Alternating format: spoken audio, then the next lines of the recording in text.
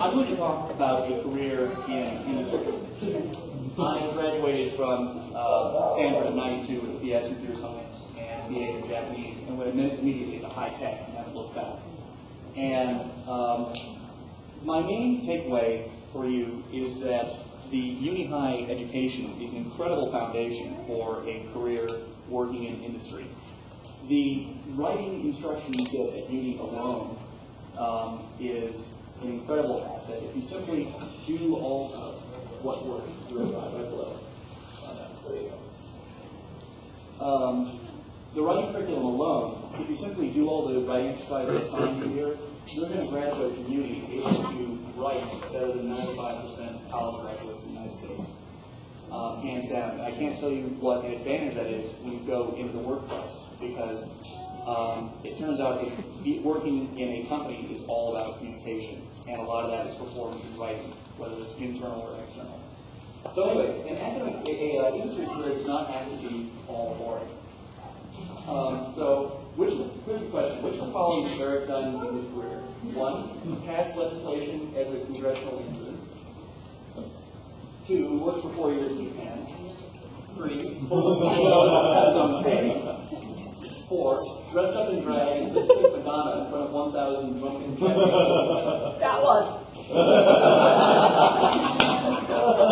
5, presented to audiences of up to 4,000. 6, trained and hired middle school students to do software quality assurance.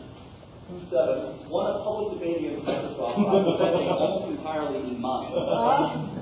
8, gone to London, Paris, Sydney, Melbourne, Tokyo, and Seoul at company expense. Or 9, all of the above. 4.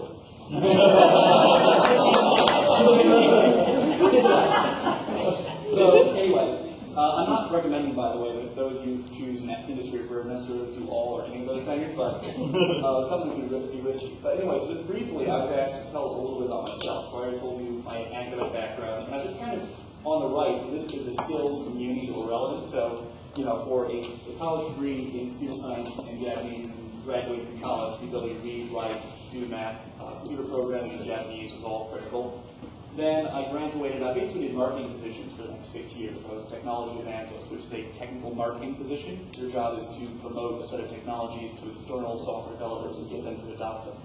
And that again used the ability to read, write lots and lots of writing, training, marketing materials in both English and Japanese, press releases, white papers, writing sample code, training, public presentations, and press interviews. So the training you get in reading and writing and public speaking at uni is just phenomenally valuable.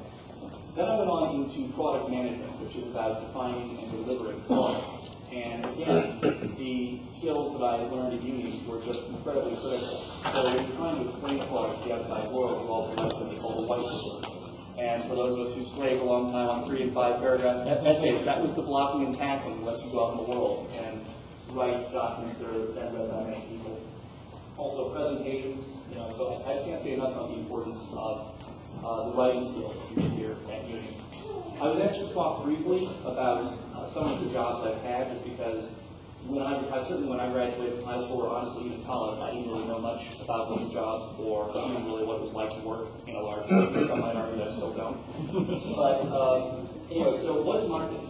In my first 4 years out of college, I did not like people who worked in marketing, because they were always the people who sold lies. And so it seemed like, and then ultimately I learned that no, that's not because marketing is lying, because the people who were in the company that I was at did not know how to market well. So, no, marketing is not lying, it's persuading to generate demand.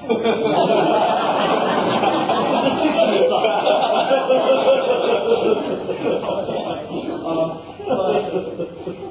But it's all about communication. So, some of the things you typically do if you're in marketing roles in a company, you write press releases, give journalists and analysts interviews, make public presentations, you write advertising copy, you create educational materials, obviously education with a hidden agenda or not hidden agenda, written in person, more recently in video, and of course write white papers. And then what is product management? That's what I've been doing for most of the last 7 years or so. So Jim Barksdale, the CEO of Netscape, defined the product manager as the CEO of the product. So you're responsible for the product's final success or failure in the marketplace. Anything that's going to be a problem for the product's success in the marketplace is your problem to solve. But what it's about is gathering ideas and requirements for a new product or an enhancement of an existing product from prospects, customers, engineers, and others. Identifying a problem or an audience who has a problem worth solving, and an audience that's willing to pay you more, to solve that problem more than it costs you to solve it. Defining and delivering the solution, promoting the solution to the market, and then doing it all over again. So again, all these activities leverage basic skills you get in our speaking curriculum and writing curriculum at uni. Know your audience, speak to them enough to understand them. So anyway, this is just a quick summary of the uni foundations I found that were particularly relevant to my career in particular. I kind of highlighted in yellow the ones that I thought were generic to all people, because you don't need to know how to program a computer to have a career. You don't need to know Japanese to have a career. Those were just some that happened to be relevant in my particular case. But the reading, the ability to do rigorous logical analysis, the writing, the public speaking is profoundly important for an industry career of any kind. And also, I don't want to overlook physical fitness, because that's really important for those of us who let skip days from being, because that's really important for your physical and mental health, and that will contribute to your ability to be successful over the long haul in the industry, and also to stress management, because there's a lot of stress working in large companies, because you're working with people all the time, and for all the people, they're human. So, that aspect of curriculum should not be overlooked either. But again, there's a reading, analysis, writing, and public speaking. It's just profoundly important. It doesn't really cost you anything to do a better job of thinking than the person who's sitting next to you. You just need to know how to reason logically to be able to recognize things like a red herring when you see it.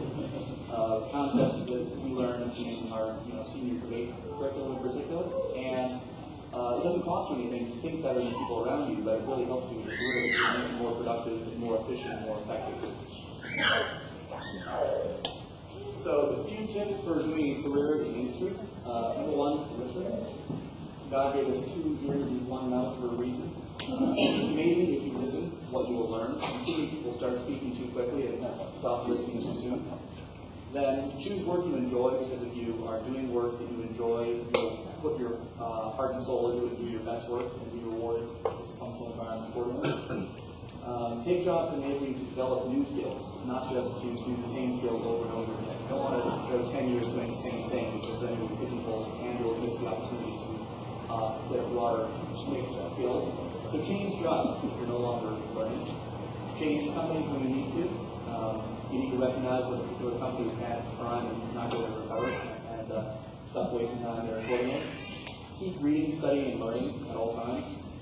Continuously increase your own productivity. A lot of people don't focus on their own productivity, and a lot of companies don't focus on their employees' productivity.